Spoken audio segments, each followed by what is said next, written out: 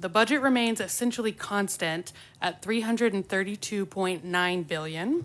We even had to add an extra decimal to show that there's only a reduction of 0.02%. So as I mentioned, essentially flat. Additional detail is provided on slides 3 through 5, and it's showing the all funds, the general revenue, and all state funds, which is general revenue dedicated, and other funds, and how this changes by article over the biennium. So specific highlights will follow, but while we're on these tables, I did want to call out a few points related to large method of finance trends. So within Article 5, just wanted to remind everyone that this reflects the method of finance swap of an estimated $5.1 billion in general revenue and the COVID-19 federal funds that were appropriated in the 24-25 biennium to spend down the coronavirus state relief fund. So basically that's assumed all in 24-25, and we backfilled those federal dollars with general revenue in Article 5. So you'll see a little bit of a big swing there if you're looking within general revenue, but at the all funds level, it is a net zero impact. Additionally, within Article 3, this reflects an assumed transfer of $15.3 billion in general revenue to the Property Tax Relief Fund, and this includes the additional $3 billion in contingent funding for additional property tax. I'm on page 4. Yeah. You go through, Julie. It's easier for us to follow. Yeah. Thanks very much. So just to repeat that, Article 3 reflects the assumed property tax transfer of $15.3 billion, which includes the $3 billion of additional contingent property tax relief that the chair mentioned. So now we'll actually be moving to the highlights on page 6. I'd like to call out some of the major funding items. So continuing to discuss public education, the Foundation School Program fully funds the requirements set forth in current law, including the projected costs of student population changes. And in addition, this reflects $51 billion provided to maintain tax relief provided since House Bill 3 of the 86th legislature, along with the new tax relief that I mentioned previously. So moving to higher education, still on slide 6. Within higher education, funding, contingent funding of $850 million is provided for the Texas State Technical College Endowment for capital. There's also an additional $1.3 billion contingent funds for the Texas University Fund. And the bill appropriates an additional $71.3 million to graduate medical education, or GME, and this fully funds the ratio of 1.1 first-year residents to every 1 graduate. Moving to slide 7, you can see that border security is maintained at $6.5 billion, and this is across 13 different state agencies.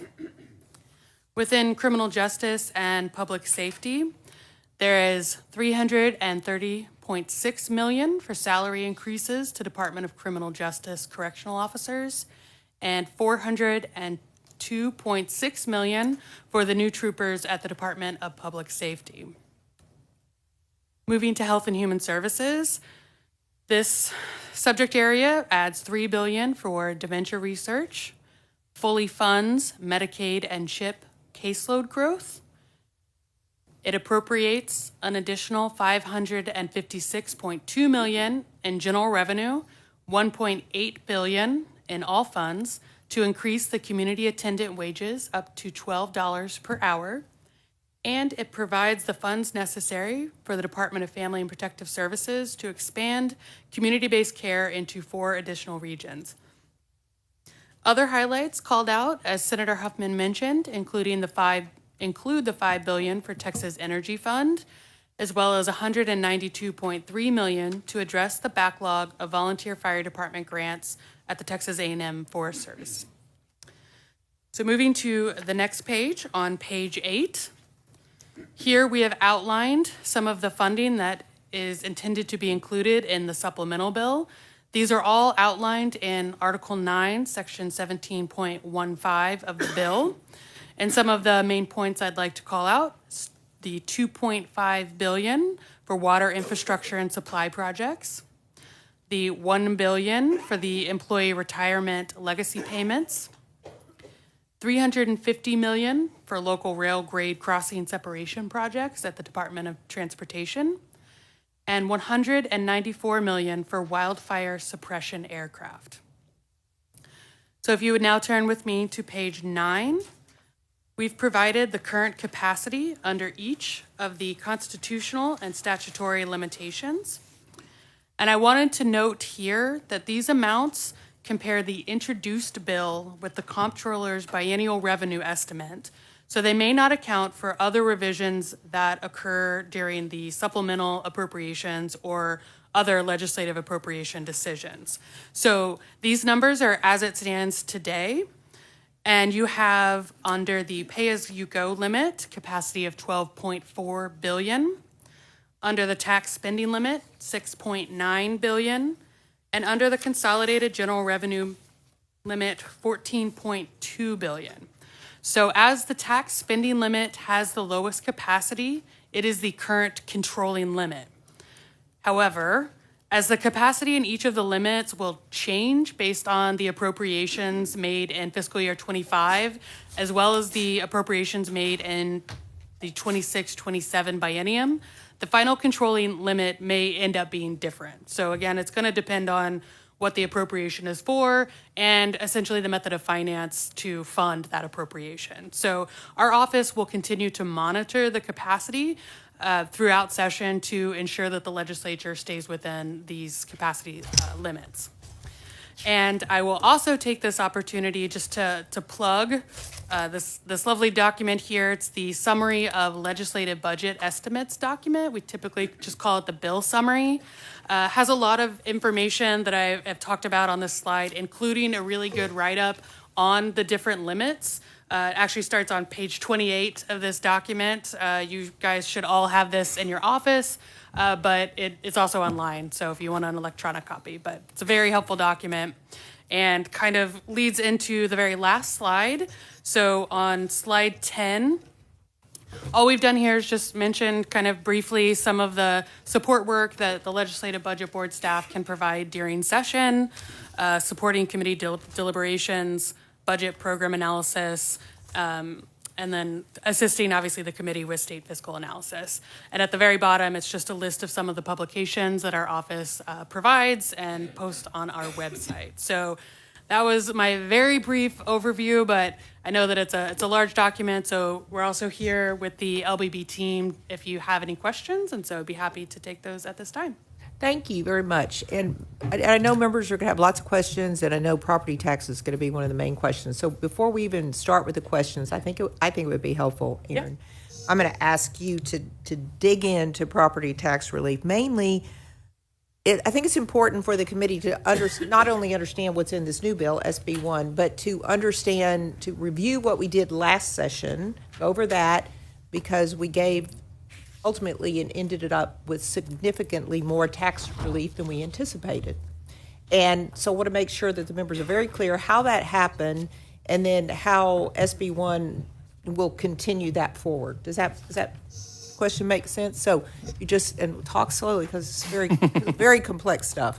So, and then members, you'll have every opportunity to ask all the questions you want, but I think it's good to start out with a very detailed explanation. Okay. Yes. You're on. My name is Aaron Hendrickson, Legislative Budget Board. Just kind of going back to what happened in the 24-25 biennium, the property tax relief that was provided by the 88th legislature.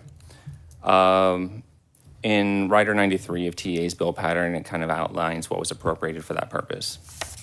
The first amount is $5.3 billion, which is provided in property tax relief for property tax relief that was required by the Education Code. There was also $12.3 billion, which was appropriated contingent on the passage of legislation. In the second called session, SB2 was passed, which was that contingent legislation. And as a reminder, that legislation increased the homestead exemption from $40,000 to $100,000. It compressed tier 1 tax rates further by an additional 10.7 cents per $100 evaluation.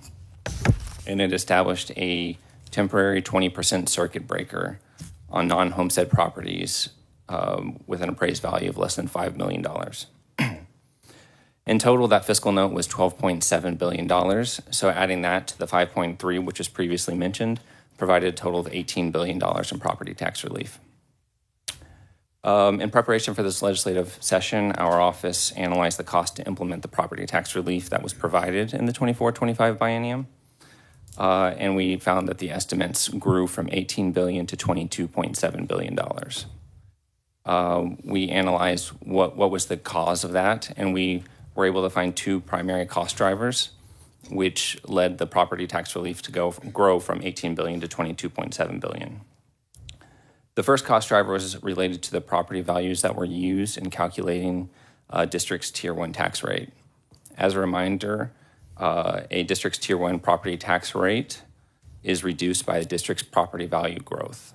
So higher values will lead to higher property tax relief. In developing the fiscal note for Senate Bill 2, our office assumed a district's Tier 1 tax rate would be based off of a value that incorporated the $100,000 homestead exemption. In implementing the provisions of the bill, TEA used the value that incorporated the older $40,000 homestead exemption, which provided for a higher property value and a lower Tier 1 tax rate and provided additional compression. TEA later updated the value to incorporate the $100,000 homestead exemption, but by using the $40,000 homestead exemption in calculating the Tier 1 tax rate, it provided additional compression beyond what was envisioned in the fiscal note. Additionally, the second cost driver was the impact of various holds harmless provisions that are included in the bill. These holds harmless in the FSP are intended to hold districts harmless for property value, for property tax relief.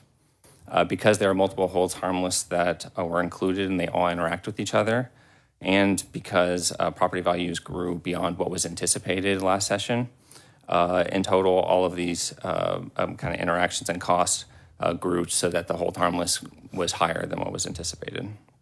These two cost drivers were the primary cost drivers that had the combined net effect of increasing property tax relief from $18 billion to $22.7 billion in the 24-25 biennium. We do currently estimate that there will be a GR shortfall in the FSP of approximately $400 million, which will be included in the supplemental appropriations bill. But much of that is actually related to student costs. A lot of this property tax relief, additional property tax relief, was covered by rising property values. In the 26-27 biennium, which is provided in Senate Bill 1, the property tax relief is laid out in TEA's Rider 76. And it identifies a total of $51 billion in total property tax relief. Was that bill at 51? $51 billion. Okay. And this is for property tax, this is the 26-27 cost for property tax relief, to implement property tax relief measures that have happened since House Bill 3 of the 86 legislature. And kind of to break those amounts out, $18.3 billion is the ongoing cost of property tax relief provided by the 86th and 87th legislatures. The ongoing costs of the 88th legislature costs are the $22.7 billion I talked about, plus an increase of $3.5 billion from ongoing rising costs from that. There's $3 billion in new property tax relief provided pursuant to requirements in the Education Code. There's $3 billion in property tax relief provided to increase the homestead exemption from $100,000 to $140,000, contingent on legislation, and $500 million to provide tax relief to businesses. In total, that equals the $51 billion. Kind of concludes my overview. I'm happy to answer any more questions you may have. That's a lot of information. It's a lot of billions. And we can dig into questions. Senator Perry, you had your light on first. Yeah, thank you, Madam Chair. And I appreciate that recap, and it kind of sort of made sense to me, actually. In a nutshell, we baked in roughly $3.5 billion of property tax automatic. It's on autopilot. Every time we come to session, that's going to already be in there plus, as long as the appraised values stay equal or go up. Is that a fair statement? Yeah, the amount of property tax relief that will be provided will depend on what property value growth is going to be in that biennium, but that kind of automatic property tax relief last time was 5.3 billion. This time it is 3 billion. And going forward, probably looks like similar amounts, but it's just going to depend on what property value growth So would be. have y'all run that 10-year projection? I know there was discussion that you would look at it kind of average growth outside of artificial influences, but just kind of a normal inflationary growth. Do you have a 10-year projection or some projection of where that's going to be 5, 10 years from now, 5 sessions? Yeah, I think looking out there, using our model and kind of assuming property value growth, making assumptions for property value growth, student growth, all those things kind of combined, kind of gets us to approximately a little under $3 billion annually would be kind of the normal property value growth that would come from that. And here's the challenge for us as policy. That doesn't make the consumer really feel any better because we're just funding what is higher cost, right? We're keeping it from growing, and that's the complication of property tax. People don't see it or feel it, but this budget is going to continue to grow, and politically, we don't get any credit for it. We are helping taxpayers by virtue of funding the cost, but it's a real dynamic. But I think it's important for us to understand we just increased on autopilot, one of those things we didn't know we did, and it can be a challenge going forward. Here's another question, and I think it's important for both legislatures as well as people listening. Obviously, we set this system up. If we don't fund it one day, then that means public schools see a decrease in funding. Is that a fair statement? We're buying down property tax rates of schools. So if we don't have the budget to fund that, those school districts would be short. Is that? Yes, the state covers the cost of the additional property tax relief. That's compression, right? Correct. The homestead stands outside of that, right? That's constitutionally now in that number. I guess we have options on one, but we don't have options on the other. Is it the constitutional side of the homestead that gets us into we have to consistently do that? The joint resolution, which was passed along with Senate Bill 2,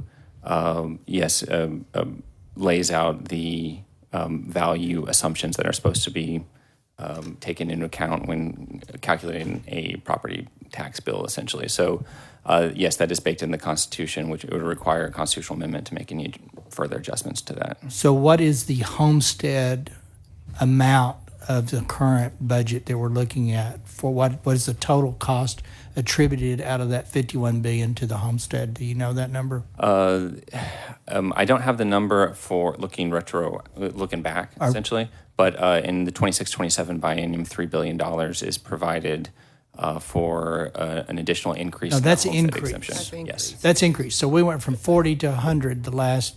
correct. I think it's sessions. 7.3 billion. I think that's the correct number. So roughly 7.3 billion plus the now 3 billion. So there's 10 billion that's on autopilot going forward. Is that a fair statement? If the 7.3 is That sounds approximately correct. okay. So roughly 10 billion is now baked into our budget for property tax relief, which I'm not opposed to. I think people need to know that when they screen for more property tax relief, we already have an autopilot function that is giving them at least a minimum of 10 billion that we're constitutionally required to pay. Fair statement? Yes, and the $51 billion number I mentioned before has multiple components in there. Some of those are related to increasing the homestead exemption from at that time, I believe it was 25,000. 15 at once. Yes, but That's I believe right, in 2015 it 15 increased from 15 to 25. Madam Chair, I appreciate it. It's just really more just the messaging is tough It's tough. and it's hard. But at the end of the day, we always were very cognizant of growing government, so to speak, and this is giving money back. I get that. But at the same time, we now have an obligation that hopefully we'll always be able to. But at 3%, look at the sales tax. We're projecting $4 billion more in sales tax growth, our discretionary revenue. Yeah. But we're committed to $10 billion. Right. And even the relief that's not constitutionally baked in, as you say, Sure. there is a lot that's baked in older legislation, like House Bill 3. Right. That's also No, well, continuing obligation. we understand we have to fund that. Yes. If the money's there. Exactly. I've been here when it wasn't. It wasn't a good day. But public schools expect that compression to be funded if that's the path we've chose, so, Yes, of course. thanks. Right. I understand your concerns, Senator Perry. Senator Betancourt. Thank you, Madam Chair. This great line of questioning, let's put a positive message out. We thought we had, members and Chair, a record property tax relief package at $18 billion. Well, there's no question that at $22.7 billion, we have a record property tax relief. And that was clearly an additional $4.7 billion that was not in the fiscal notes of the bill. But once that compression is laid out that way, you obviously that has to be honored to the public. So the main areas that you've already covered were increase of about $2.4 billion on compression costs and about $1.9 billion on the homestead exemption. True? That's correct. Right. Now, so when we talk about how much we're committing in this budget, Madam Chair, and again, Lieutenant Governor's leadership with yours on the base budget, you'll take that 20, now we know it's 22.7. There was 18, but it really is 22.7. You've added, we've talked about the $3 billion for the compression cost already. We probably have at least a $3 billion proposal for more homestead. As property values increase, we're looking at another 3.5. So we're already clocking in at what is 32.2. I think, however, a $40,000 homestead exemption is probably a $3.3 billion, not a 3. So we're already at $32.5 billion. Am I on the right track here? Yeah, approximately. Right. Well, if I'm approximately wrong, tell me, please. So it's, yeah, the reason why I said approximately is because a fiscal note hasn't been completed on the increase. No, and I know TA has different numbers, and so part of Yeah. this is we're going to They're board, trying to resolve the numbers. right, board into that. But Between TEA and LBB. They are not resolved. Let's just put it that way. they have at least a week until they both get to testify. I think they're working on it. But I think it's very important for the public because this is really pretty major news that what was an $18 billion record property tax relief really became a super record $22.7 billion. True? That's correct. Now, the other thing I think for the public especially, there's always a debate about what some people misnomer old compression, new compression, et cetera. It doesn't matter whether we call it zebra compression. If you don't put the money into the budget, the tax bills won't stay down or won't go down. And I think that's something that everyone needs to understand when we follow this with Senator Perry. So if we're not putting in, even if we decided not to put an additional $3.5 billion or so, we'd still be clocking in at roughly $29 billion just to tread water. True? That's correct. Right. Because this is when that calculation error was made, this was literally like the best way to describe it. Everybody's played Monopoly, and you got that great card that popped up and said, gee, bank error in your favor, $200, okay? Well, this is, gee, congratulations for the taxpayers, bank error in your favor, $4.7 billion more tax relief. It's a pretty astonishing number by any measurement. True? That's correct. But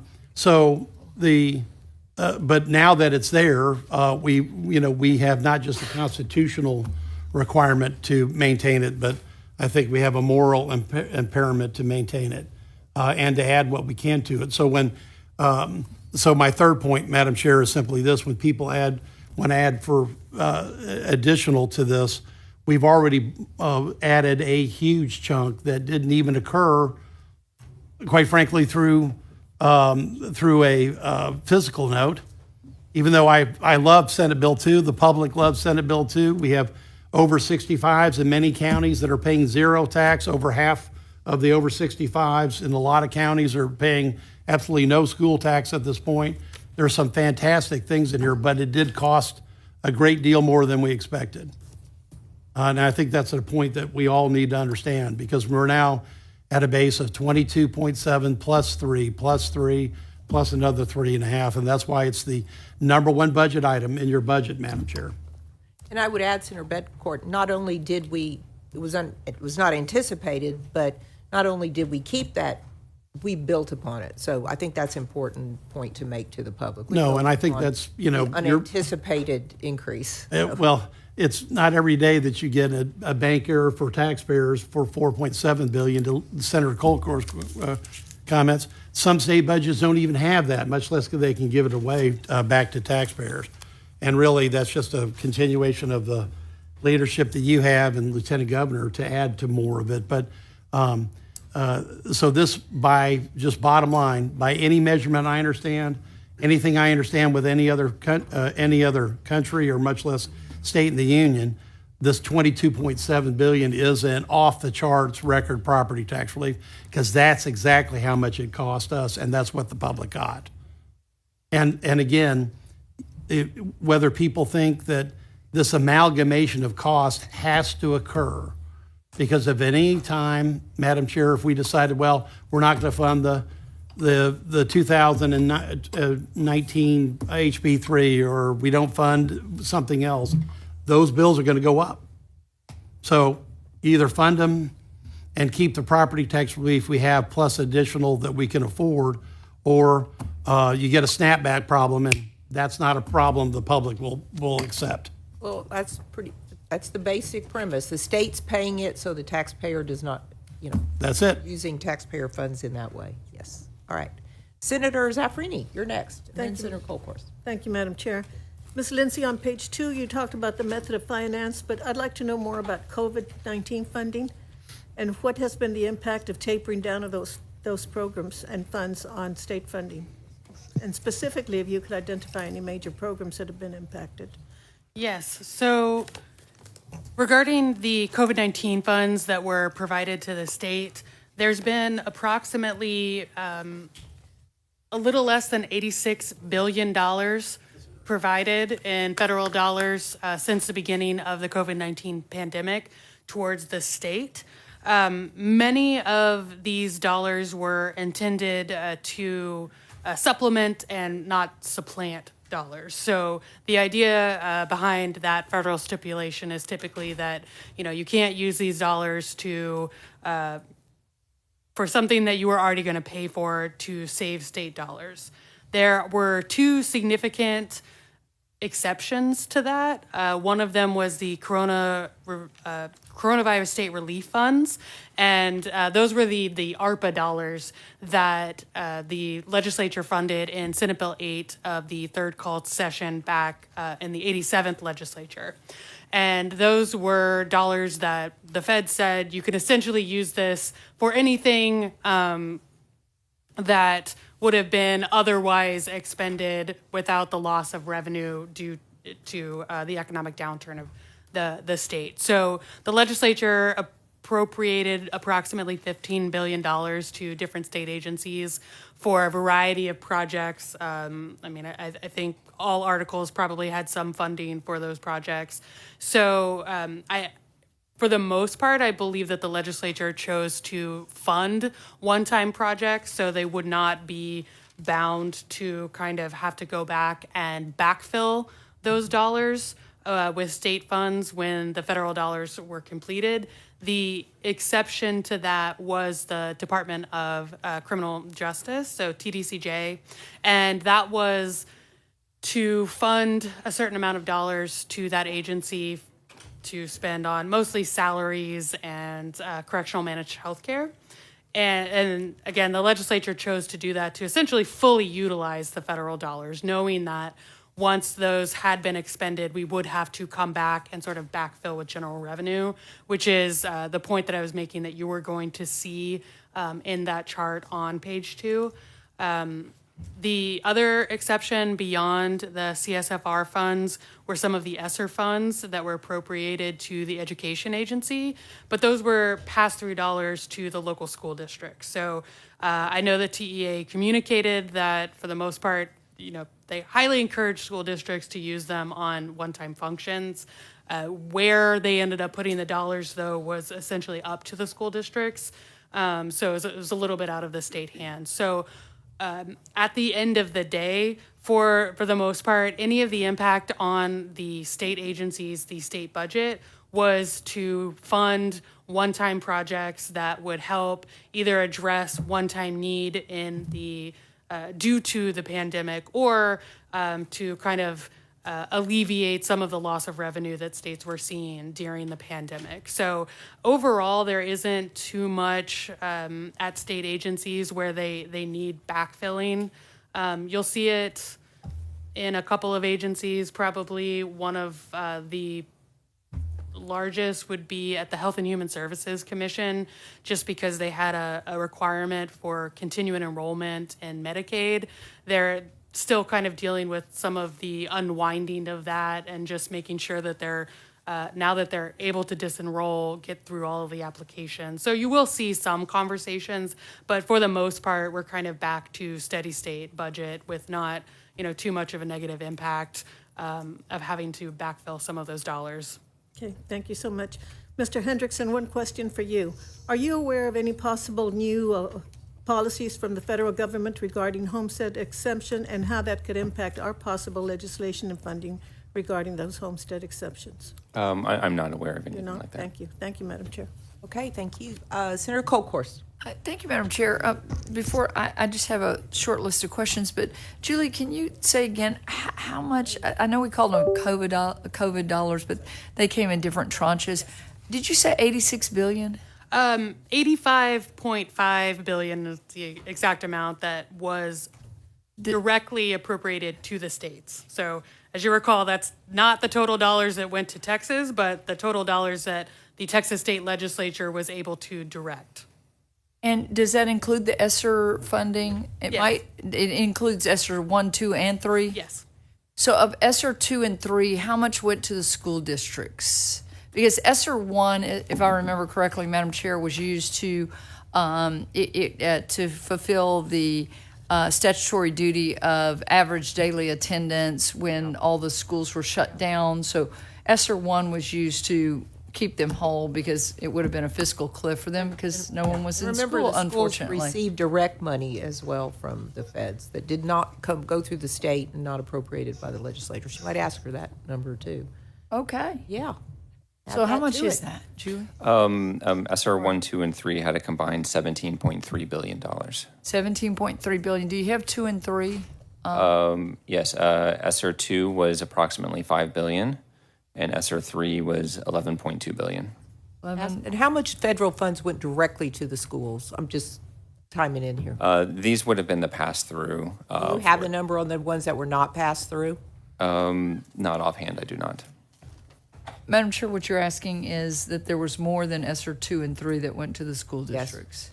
Right. So 16.2 billion, Chair Creighton, is a lot of money that went to them, but not the whole picture because some also went on top of that.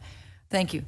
Madam Chair, and Julie, on page 5, I just want to make sure that I am seeing this correctly, and I know you're going to be able to explain this. It looks like a $5.8 billion increase, a 42.8% increase in public safety and criminal justice. So just a quick breakdown, I think you did, but I want to make sure I understand a nearly 50% increase. Yes. So in the all state funds category, that's your general revenue dedicated, and other funds. So what you're seeing there for the most part is that $5.1 billion method of finance swap Okay. between general revenue and the other federal funds, which was ARPA. So if you look at Article 5 on slide 3 at the all funds level, there's only an increase of 416.2, And so that's what I mentioned. Those two end up netting out kind of at the all funds level, but you are going to see, it looks like a very large increase in general revenue just because we're changing the color of the money. Okay, great. Yeah. Super. I just wanted to make sure if anybody pulls that off of y'all's website that we understood that. And I wanted to follow up on Senate Bill 22 funding from last session.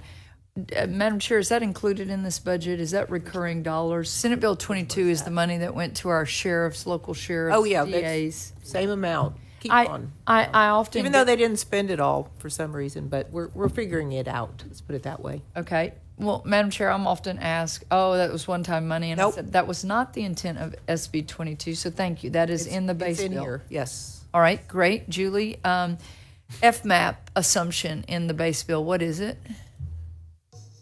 I don't have the number off the top of my head, but I do know that in the special provisions for Article 2, I believe it's Section 6, does list out what the FMAP assumptions are.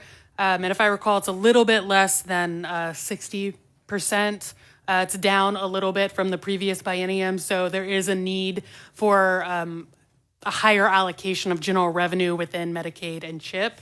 I can get those numbers for you, but like I said, they are listed out in the bill. Can you tell me one more time where that is? I'm sorry, I haven't read that. Yeah, part. it's in Article 2, the special provision. So you'll see that after Health and Human Services bill pattern. I believe it's Section 6, but it lists out the FMAP assumptions.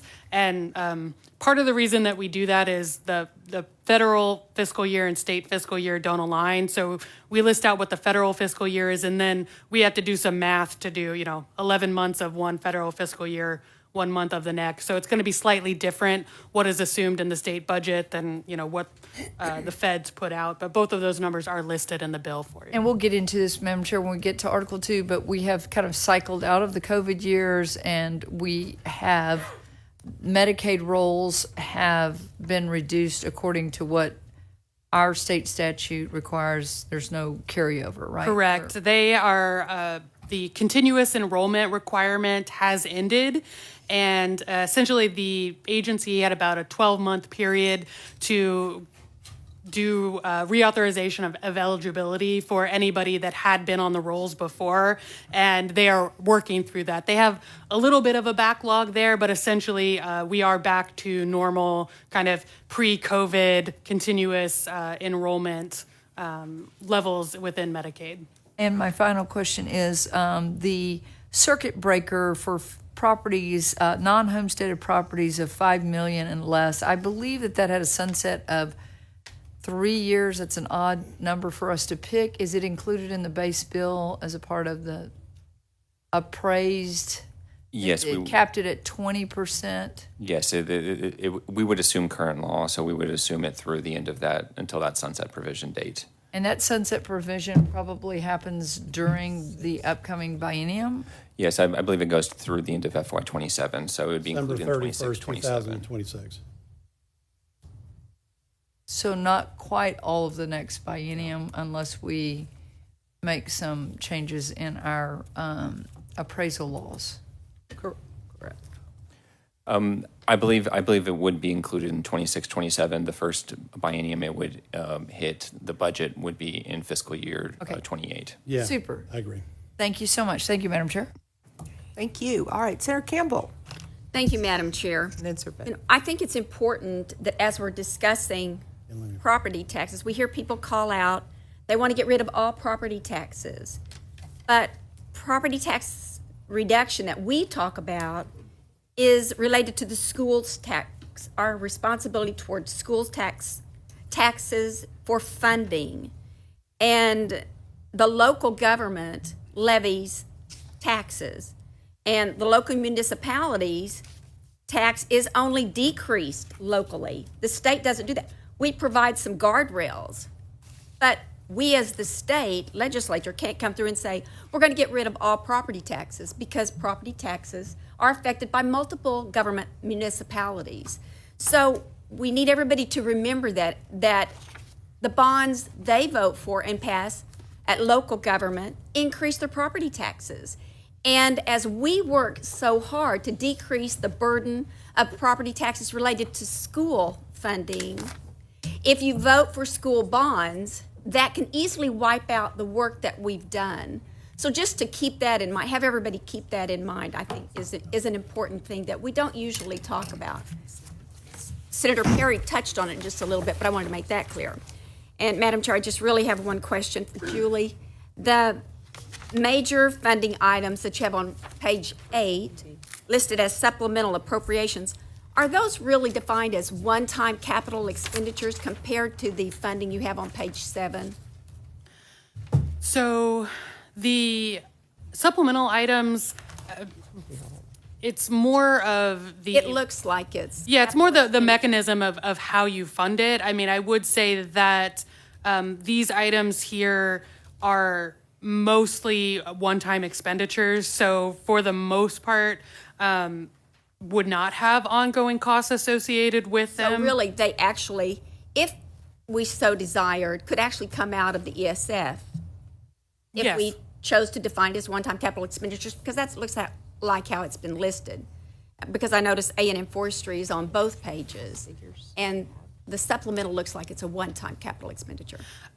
Yes, that is correct. But like I said, Okay, the items listed there, it's more the mechanism. sure. Um, Thank you. they're- That's just yeah. what I wanted. Thank you very much. Thank you, Madam Chair. And Senator Campbell, you raise a very good point, and is this chart from the LBB?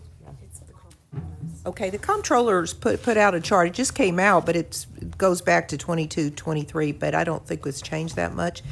Where school district taxes had been going down 10%, and special districts percent levy change from 22 to 23 was up 22%. So to your point, special districts, counties up 10%, cities up 10%, school districts down 10%.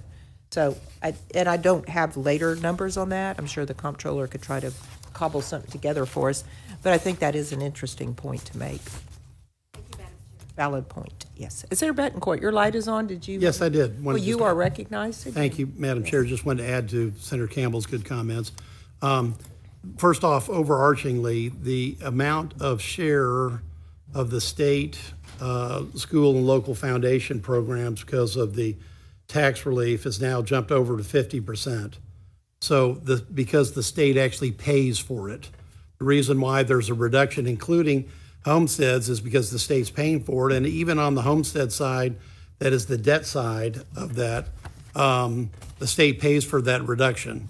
So the school districts are actually getting those debt monies effectively free and clear into their debt funds. Now, on the comment that Senator Campbell made, which is really important, in Harris County alone, one decision by Commissioner's Court raised taxes 15%. In Montgomery County alone, one decision by Commissioner's Court raised county taxes by 10%.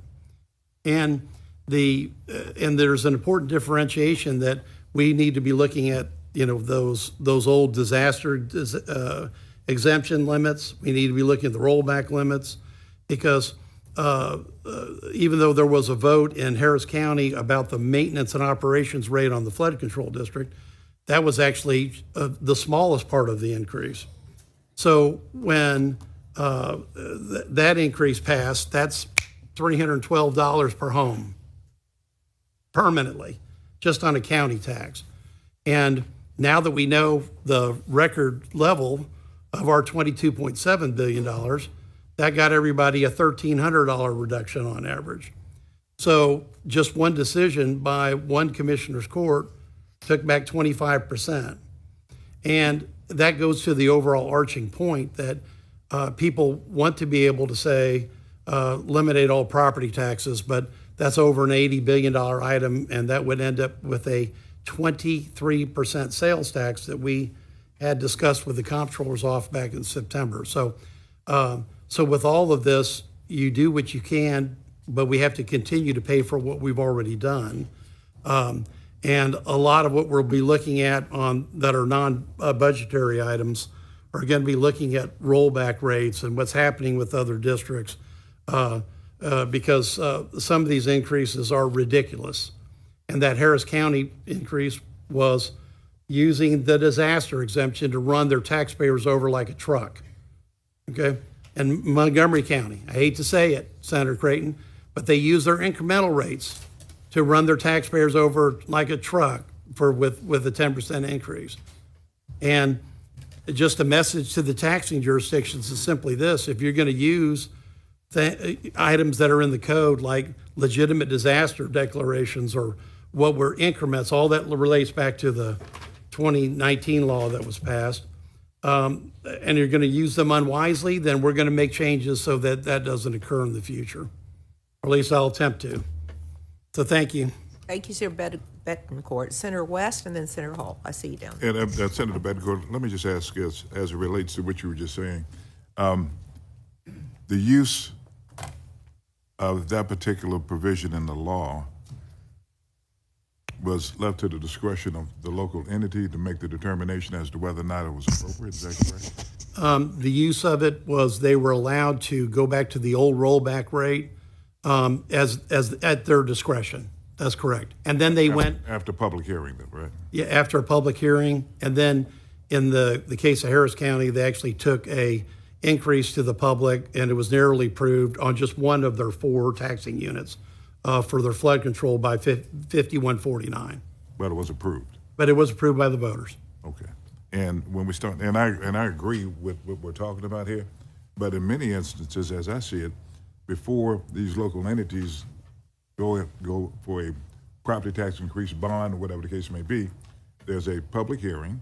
Correct. There's a lot of disclosure made to the public, and the public makes the decision as to whether or not they want to do a bond or have bonding authorization, and they understand exactly what they're voting for. Is that correct?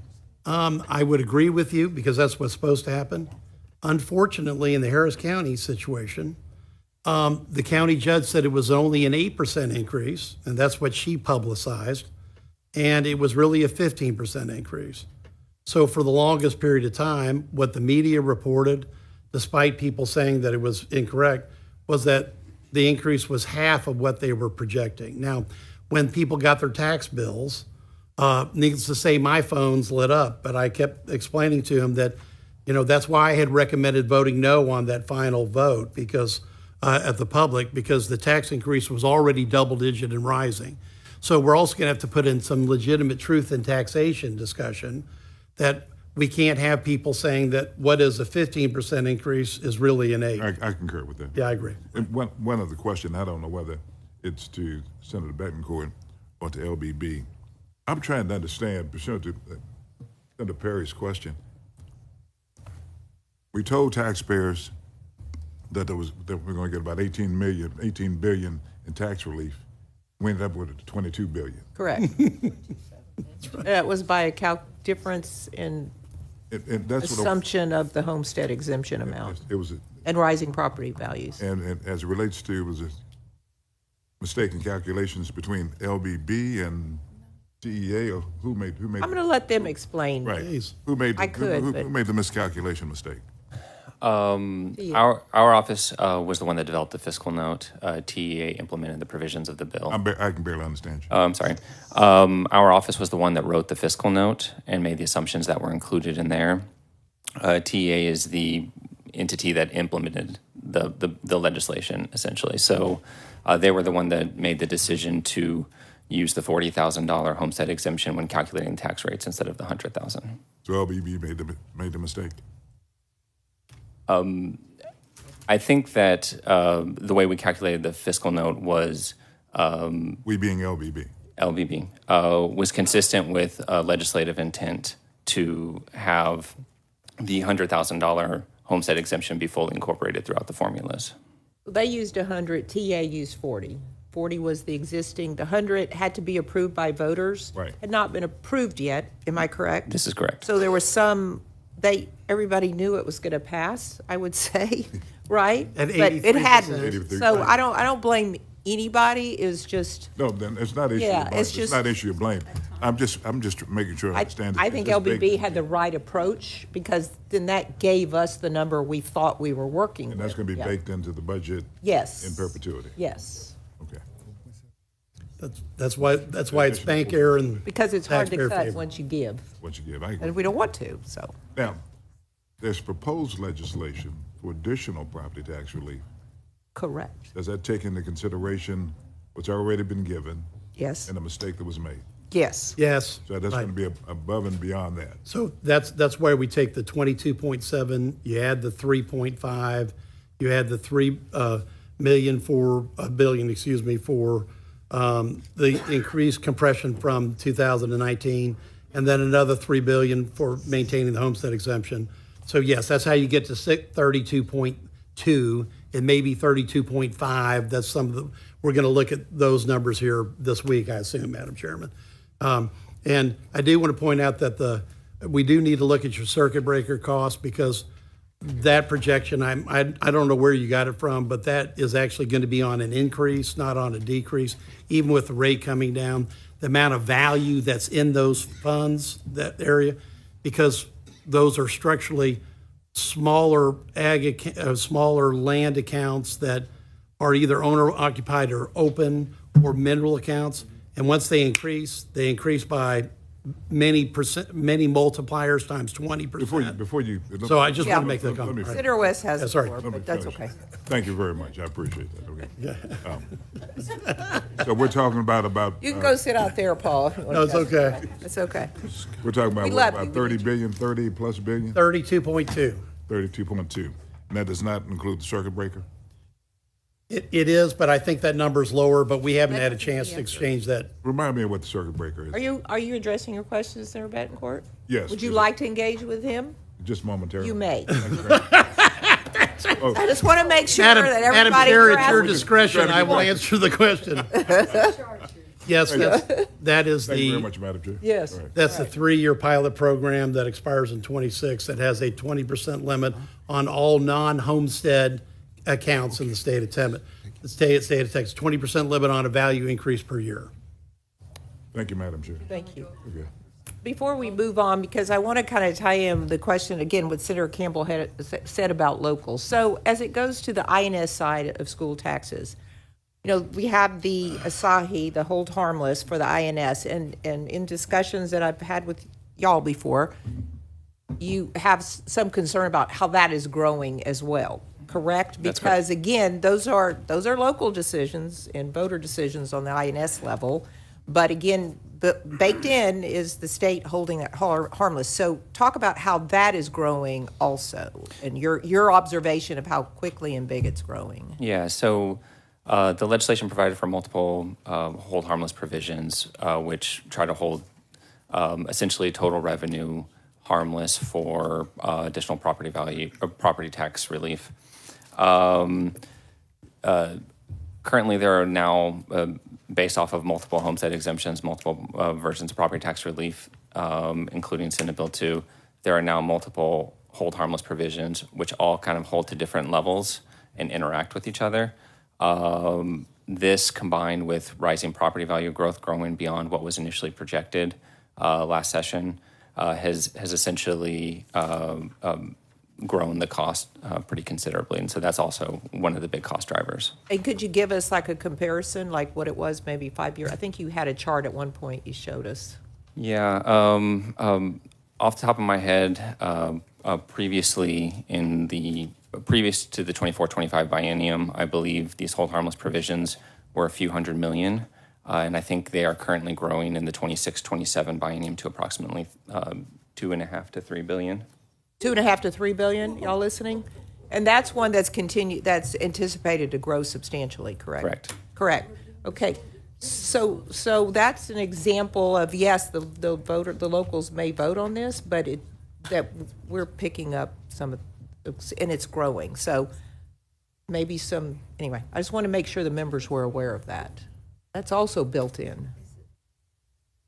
Okay, sorry, I didn't mean to interrupt anyone's chain of thought here, but I just want to make sure that was brought out. Okay, Betancourt, do you have your light on for a question, or just in No, case ma'am, someone I was has- just trying. You'd like to comment? Okay. Senator Short, or? Thank you, Madam Chair. Just along those You're same next. lines, the hold harmless provision in the out years, what is it supposed to grow to? Do you have any projections? I'm sorry, can you repeat that question? The hold harmless provisions that were underassumed or miscalculated, I'm not sure what the right term is.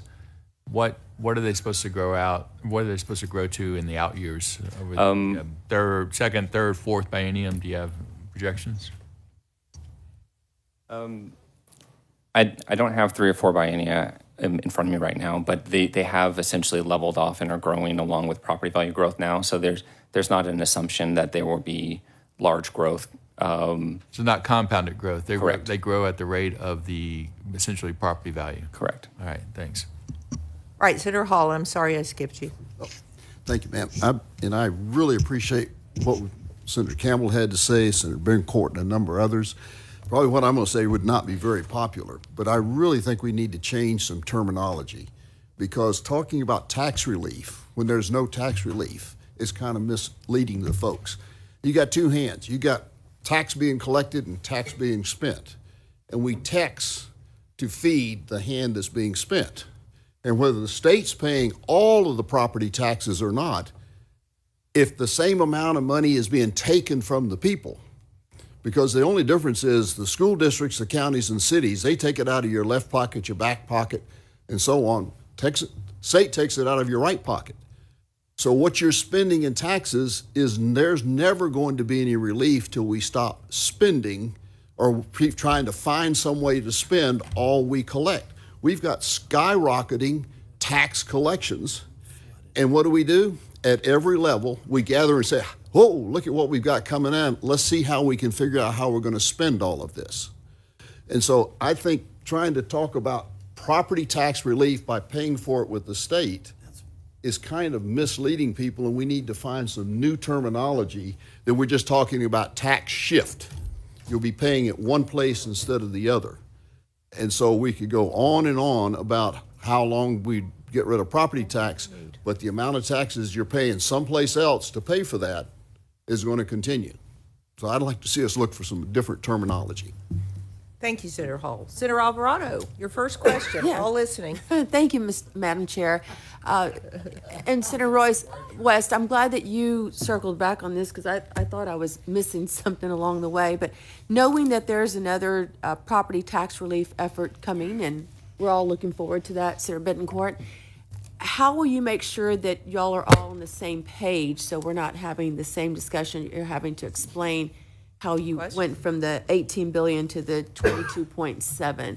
And again, not trying to blame anyone, as the chairwoman said, but just trying to understand how we got there. You mentioned a few things, the higher values going to the higher tax rate and then the home harmless. But what precautions are you taking so we don't have this issue again? Absolutely.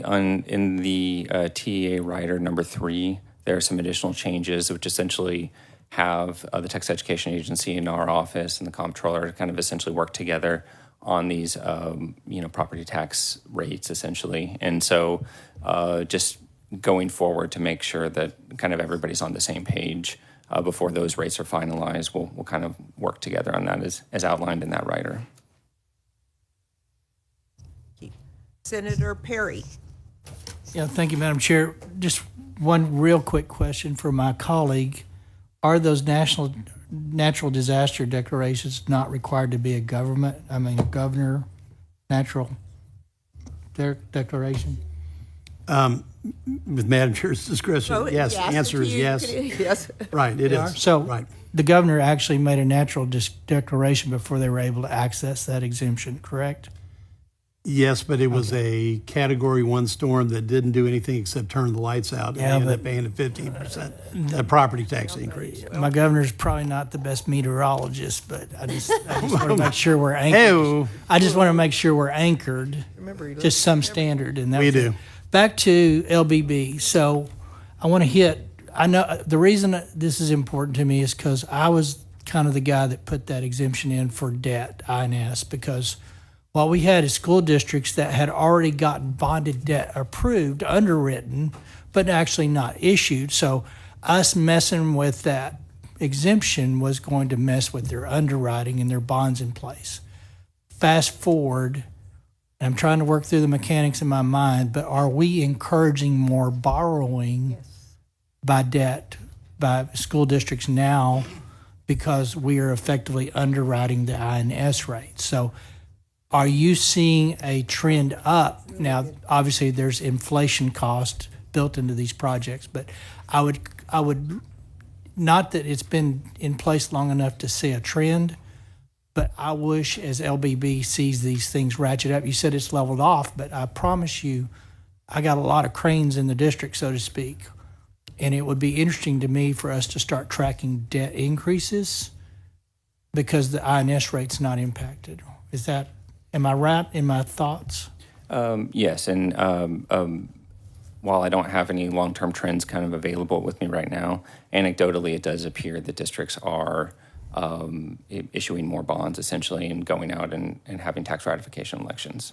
Interesting. Yeah, and Thank you. LBB specifically brought that to our attention during the BOR process to the House and myself and Lieutenant Governor and the Speaker's office because of what they were seeing. So it was a concern. Left it, of course, to the policymakers, but wanted to point that out to us. Thought we'd want to.